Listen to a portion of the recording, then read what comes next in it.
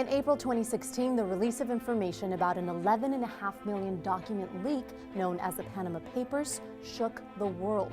These documents detail how a law firm based in Panama, Mossack Fonseca, established shell corporations on behalf of some of the most powerful people in the world. Those companies were used to avoid taxation, circumvent sanctions, and launder money.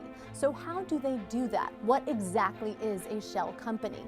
Well, as it turns out, these companies are not actually illegal. A shell company is simply an organization that doesn't produce anything or employ anyone and exists solely on paper.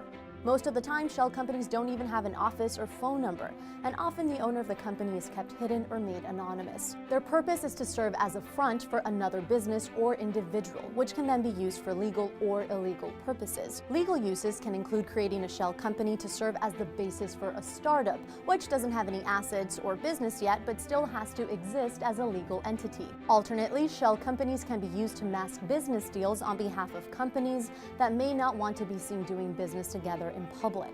This is legal, although arguably dishonest. But shell companies are much more renowned for operating illegally.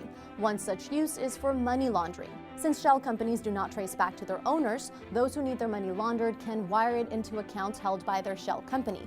This money is then claimed as business income, often in countries like Panama, with low or non-existent tax rates. This laundered money ends up back in the owner's pocket without it being taxed or anyone knowing where it came from or where it went. And even legally obtained funds can be funneled through a shell corporation to avoid taxes. The way this works is that companies invest a portion of their profit into offshore shell companies, thus claiming it as an investment and not profit. Since only profitable income is taxed, corporations are able to keep their money overseas tax-free. It is estimated that more than $2 trillion of profit is kept in offshore accounts like these. These secretive accounts can also be used to spend money illegally, especially to avoid international sanctions. The Panama Papers have thus far revealed that the Syrian government was able to use shell companies to bypass sanctions and purchase fuel for military purposes in the Syrian civil war. So while shell companies are not necessarily illegal, what many do with them is illegal. Within just a few days of the Panama Papers release,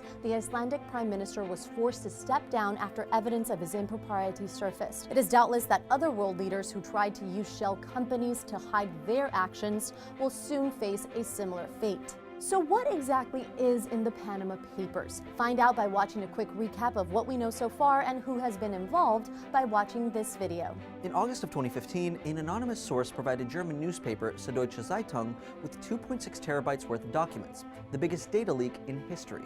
In order to research and report on the information, the newspaper reached out to the International Consortium of Investigative Journalists and roughly 400 journalists at more than 100 media organizations. Thanks for watching TestTube News. Don't forget to like and subscribe for new videos every day.